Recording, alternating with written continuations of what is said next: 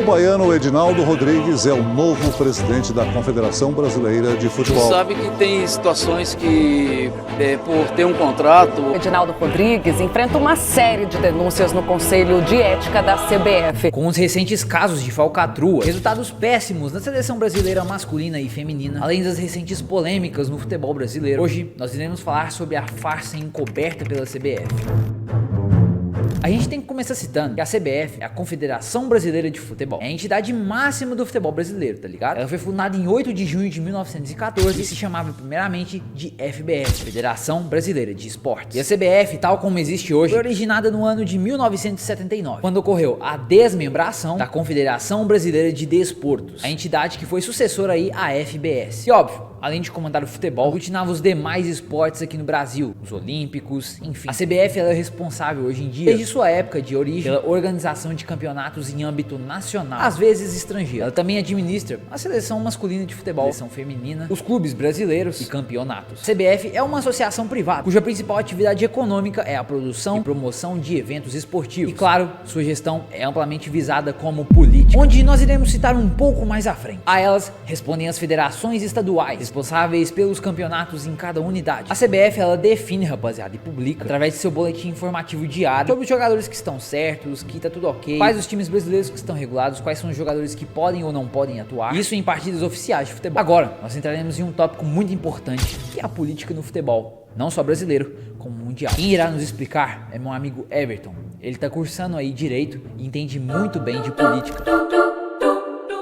Ei, loucos e loucas pro futebol, como é que vocês estão? Tranquilo? Eu sou o Everton. E galera, essa relação não é de agora, tá? É de 1930, mais ou menos ali naquela época, quando perceberam, né, o grande público potencial de exploração que o futebol oferecia a eles. Assim, as pessoas que geriam não só as entidades de futebol, como também o governo do próprio país, utilizavam e ainda utilizam o esporte como um meio de distração, de entretenimento, de geração de dinheiro. É extremamente fundamental na gestão da CBF e em outras entidades. No entanto, deveria ser utilizado de forma adequada, o que não tá acontecendo, galera. Muitos casos já envolvendo lavagem de dinheiro, corrupção, má gestão, esquemas com jogadores, racismo, LGBTfobia, brigas em estádios, mortes com pessoas inocentes e muito mais tem sido observado. E óbvio, não só esses casos sociais no futebol, mas também todos os empresários dos grandes jogadores da seleção brasileira. É isso mesmo, não se engane. Alguns que às vezes nós questionamos a convocação, falamos, por que ele tá aqui? Ele não tá atuando bem? Às vezes não estão indo bem na temporada, estão indo mal, e simplesmente são as melhores opções para serem convocadas, vamos se dizer assim. Obviamente, rapaziada, isso tudo acontece por dinheiro, gestão. Os empresários acabam pressionando a gestão. Consequentemente, eles são atrelados a dinheiro, riqueza. E obviamente os empresários podem ferrar com a CBF, fazer falcatruas. E com a necessidade da CBF em dinheiro, a riqueza vai ficando maior, ao ponto de que diversas competições não são mais respeitadas, não ligam pra mais nada, não existem soluções pro futebol, há um desprezo e obviamente com desrespeito nos campeonatos nacionais. Também, obviamente, pela seleção, onde não vão ligar mais pras convocações, pra gestão de técnico, e não consegue se mostrar superior a outras seleções. Ninguém dá moral, promessas futuras, que no final nunca se concretizam. E isso acaba começando e não termina mais. E basicamente, rapaziada, é o ponto em que chegamos hoje, nessa situação. E óbvio que alguma coisa tem que mudar. Como foi dito anteriormente, os casos não são de ontem, são de muito tempo atrás. Mas o caso que me veio ter ideia desse vídeo foi um caso que gerou bastante repercussão, não só no futebol, mas também no esporte, que foi da torcedora do Palmeiras, a Gabriela Anelli. Pra quem não sabe o que realmente aconteceu, eu vou te explicar. Antes do jogo, né, o clássico entre Palmeiras e Flamengo, os torcedores estavam discutindo, brigando quase, e depois acabaram realmente entrando em um conflito. A Gabriela, ela estava envolvida no meio da multidão do Palmeiras, e ela tentou invadir a área do torcedor rival, e ela estava na torcida organizada, da Mancha Verde do Palmeiras. Simplesmente um maluco, um louco da cabeça, endoidado, tacou uma garrafa e os estilhaços foram na Gabriela. Depois de alguns minutos ela acabou desmaiando e ele mesmo morreu. 8 de julho, um sábado, pouco depois das 7 da noite. Jonathan Messias Santos da Silva, de 33 anos, é torcedor do Flamengo. Ele aparece ao lado de amigos no estádio do Palmeiras, em São Paulo. Vai assistir a partida entre as duas equipes pelo Campeonato Brasileiro. Para a Polícia Civil de São Paulo, o mesmo Jonathan aparece nesta outra cena. É este homem que veste uma camisa cinza e arremessa uma garrafa durante um conflito entre torcedores dos times uma hora antes. Na última terça-feira, ele foi preso em casa, no bairro de Campo Grande, zona oeste do Rio de Janeiro, e trazido para São Paulo. Jonathan é o principal suspeito de um crime. A morte de Gabriela Anelli, que estava do lado dos palmeirenses na confusão. Ela foi atingida no pescoço pelo estilhaço de uma garrafa.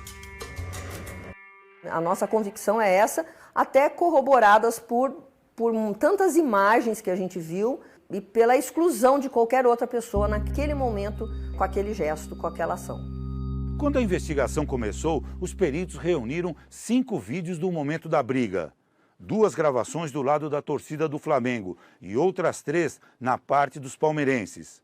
Essas imagens foram sincronizadas e, a partir daí, os peritos começaram a analisar cada cena, cada instante, para tentar identificar quem atirou a garrafa. A partir do momento que a gente sincroniza, a gente sabe exatamente no que acontece desse lado, o que está acontecendo do outro lado. A gente tem uma visão privilegiada de 4 lugares diferentes no mesmo tempo.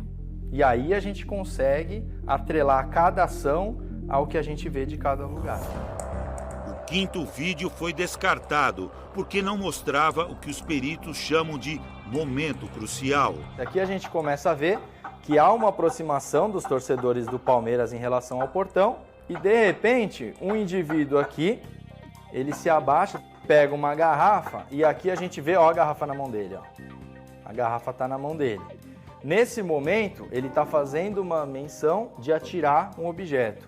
Momentaneamente, esses torcedores do Palmeiras que estão do outro lado do portão começam a fazer um movimento de defesa, ó, e aí eles começam a se afastar do portão. E é o momento que ele atira o objeto. A moça, nesse momento, ela estaria onde? Ela não aparece no vídeo. Ela não aparece, ela estaria aqui, ó. Ela está próxima desse rapaz de blusa verde com esse círculo nas costas. O guarda civil metropolitano que está do lado da torcida do Palmeiras se dirige à torcida do Flamengo como se estivesse indo atrás de alguém. Ele ouve um barulho de, provavelmente, garrafa batendo no portão, perto da cabeça dele, e aí ele vai para o lado da torcida do Flamengo. E aí a torcedora aparece com as mãos voltadas para o pescoço, que indica que ela foi ferida. Quando a gente observa que essa garrafa sai da mão do atirador, a gente não consegue definir a trajetória exata, mas a gente consegue ouvir. A partir dessa descoberta, os peritos usaram programas de computador para isolar o som desse momento crucial, que reúne 3 instantes: o arremesso da garrafa, o portão fechando e Gabriela com a mão no pescoço. O que acontece? Aqui é o portão fechando e aqui, quando chegar nesse momento, esse barulhinho que é quando a garrafa bate no portão. Ouça de novo. Primeiro ao barulho que seria do portão sendo fechado. E quase no fim da gravação, um outro ruído que, segundo os peritos, seria a garrafa atingindo o portão. Quando o nosso perito ele isola esse som, você pega exatamente a garrafa batendo no portão e o estilhaço. A perícia procurou também por outros torcedores que poderiam ter arremessado a garrafa que matou Gabriela. Nesse momento específico, tem 2 pessoas que acabam ficando como outras possibilidades, né? 2 torcedores do Palmeiras. Uma pessoa que um pouco antes, não sei se é um copo ou uma garrafa, e ele só faz o movimento e vai só o líquido, o objeto continua na mão dele. E tem essa outra pessoa aqui, ó, de branco, que ela tira um objeto, ó, tirou o objeto subindo, e ele tem líquido também, ó. Não sei se é um copo, se é uma latinha. Quando ele está nesse movimento, já foi aquele barulho todo do vidro. E além disso, a gente vê que o objeto que ele atira, ó, passando aqui, ó, ele atirou, ó o objeto passando aqui, ó. Ele passa do lado da viatura. A polícia descartou esses 2 torcedores e passou a se concentrar em descobrir quem seria o homem de camisa cinza. Ele sai do local rapidamente, ele começa a andar em direção a vários veículos que estavam ali. E ele, lá nesse local, ele troca de camiseta e coloca a camiseta do Flamengo, no caso. A polícia diz que conseguiu acompanhar a movimentação dele por imagens até a entrada do campo do Palmeiras. Ele vai com outros torcedores ali em direção à entrada do estádio. O sistema de imagens ali do próprio Allianz Parque nos dá a imagem dele muito clara, muito nítida. Então agora nós tínhamos a identificação. Um homem com barba, a camiseta do Flamengo, com as mesmas características daquele que havia lançado a garrafa. Jonathan está numa delegacia da Zona Leste de São Paulo e vai ser interrogado durante a semana na presença de advogados. A defesa dele não quis gravar entrevista. Por nota, afirma que ele é inocente e que já entrou com pedido para revogar a prisão temporária. Ele pode ser acusado pelo crime de homicídio doloso, quando há intenção de matar. Mesmo que no caso, Jonathan não tenha arremessado a garrafa pensando em atingir Gabriela. Mas ele assumiu o risco de que aquela garrafa pudesse atingir alguém e causar uma lesão e até mesmo a morte de alguém. A perícia de São Paulo agora começa a produzir uma reconstituição do conflito dos torcedores em 3D. Agora a gente vai pegar tudo que a gente já fez de levantamento, pelo scanner, pelo drone. Esses instrumentos, eles geraram nuvens de ponto. Essas nuvens de ponto, elas vão formar um ambiente virtual. A gente vai conseguir explorar esse ambiente, colocando personagens, tendo acesso a pontos de vistas diferentes. Por exemplo, qual que era a visão da pessoa que a gente tem apontado como tendo sido o atirador.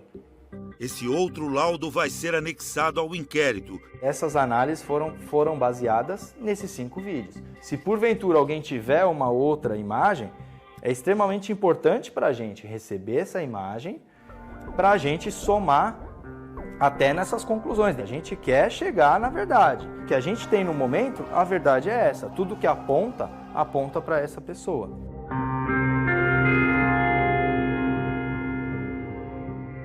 Depois de toda essa repercussão, a CBF literalmente não fez nada. Tipo, literalmente nada mesmo. O máximo que fizeram foi simplesmente lamentar a situação. Isso em suas redes sociais. Não tomaram sequer nenhum tipo de atitude drástica que realmente fizesse efeito para ajudar a família, o futebol, o esporte. O mínimo que deveriam ter feito é prender aquele cara que tá com a garrafa. E também todos os torcedores. É o mínimo. Pra que caçar confusão? O futebol não é um esporte de confusão. É um esporte de amor, junção, união. Obviamente que não foi só esse caso que repercutiu bastante. Tivemos diversos outros aqui no Brasil, como por exemplo, casos de racismo. Claro, conseguiram solucionar, mas ainda assim tem muito racista por aí. E um dos casos mais famosos que tivemos aqui no Brasil foi no jogo entre Santos e Grêmio, com o goleiro Aranha. Uma menina que foi flagrada na câmera chamou ele de aquela palavra, vamos se dizer. O goleiro não gostou nada disso e queria que tivesse tomado uma atitude drástica naquele momento. Acabou que depois do jogo não aconteceu nada, mas logo após, em alguns meses, ela recebeu um processo, foi presa e esse caso sim foi solucionado. Mas acontecem diversos outros que a CBF não consegue resolver. E só pra lembrar, nesse caso em específico do goleiro Aranha, a CBF nem ajudou nos casos. E eu não tô mentindo, isso aqui é comprovado. Eu vi no G1, em sites extremamente confiáveis que levaram a matéria. E nela não dizem nada de que a CBF ajudou. E óbvio, se esses 2 casos não forem suficientes, podem pesquisar vocês mesmos na internet. Casos sociais na CBF, ou alguma polêmica que rolou não só interna como externa. Com os problemas levantados em questões na CBF, rapaziada, existem algumas possíveis soluções de longo prazo que podem consequentemente fazer com que a CBF melhore até mais de 50%. E óbvio, se isso realmente se concretizar e eles tomarem essas atitudes. E claro, rapaziada, eu não sou especialista, não sou o cara que posso realmente julgar 100% as atitudes. Eu não sou o cara que vou conseguir trazer as soluções, resolver todos os problemas do mundo. Eu tô aqui mais pra falar a minha opinião. Tem muita gente que conversa comigo sobre a CBF, de muitas pesquisas que eu fiz na internet e que, de acordo com os diálogos que tivemos com essas pesquisas, realmente tomamos esse resultado desse roteiro. E óbvio, como os casos que vêm acontecendo recentemente. E para colocar essas soluções em pauta, eu usei não só a ajuda das pesquisas do site, mas também o chat GPT. E obviamente a inteligência artificial que usa a base de dados de toda a internet e faz o mais minimalista possível e da melhor forma de todos os tempos. Agora vamos para as possíveis soluções. Transparência e prestação de contas. Implementar políticas de transparência que exijam divulgação de informações financeiras, processos de tomadas de decisão. Isso aí nas questões financeiras para não rolar corrupção lá dentro, como já tá rolando. Agora alguns códigos de éticas para desenvolver e aplicar códigos rigorosos para os membros internos da CBF, mas também para esportistas, né, os jogadores, dirigentes, enfim. Estabelecer comitês independentes de ética para monitorar o cumprimento desses códigos. Realizar auditorias, isso para falar sobre as finanças, operações da entidade esportiva e tudo mais. Educação e conscientização, a gente gente tem que fornecer treinamento e educação, óbvio que em ética e integridade para todos os membros. Sensibilizar os atletas dirigentes sobre os impactos negativos aí sobre corrupção. Óbvio, rapaziada, se eu ficar citando aqui vai demorar muito o vídeo, mas é basicamente isso. São muitos problemas e muitas coisas que ainda tem que ser resolvida, mas isso aí, se realmente acontecer, se tiver uma ótima gestão, ao longo prazo, a gente vai ver uma CBF muito melhor, vai ser um lugar mais respeitado, realmente vai ter dignidade. Enfim, espero que vocês todos tenham gostado. Se você gostou, já curte o vídeo aí, rapaziada, e se inscreve aqui no canal se você é louco ou louca por futebol. Vou ficando aqui, um abraço pra vocês, tamo junto, falou!